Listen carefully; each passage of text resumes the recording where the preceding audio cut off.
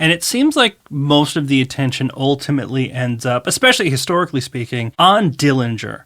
What makes Dillinger the focus as opposed to, Pretty Boy Floyd or Babyface Nelson? Why is Dillinger kind of seen almost as the arch gangster of this time period? Yeah, I think a lot of it had to do with, and he was a late bloomer too. He didn't really get going with his bank robbing until he was like 29 or 30 years old. And it was a short period. He was only out there in the field robbing banks for a year, whereas some of these guys had been doing it for 5, 6, 7 years. So I think it was several things. His personality. He was kind of I don't want to say likable, but he was kind of an engaging, roguish character. He was also kind of a regular guy, a regular Joe.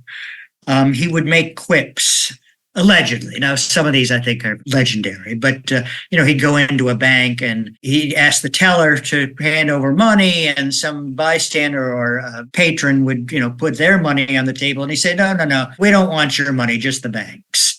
He would show up at 9 o'clock in the morning, and to the bank customers who were there, he'd say, "It's unfortunate that we have to rob this bank now. You probably shouldn't have come here this early," stuff like that. He was kind of a swashbuckling figure. He leaped over teller cages. He was almost like a pirate in that sense. He just kind of captured the imagination that way. And I think finally, he was an escape artist. He had several incidents where he was trapped, cornered. There's no way he's going to get out of this thing. And Houdini-like, he would escape.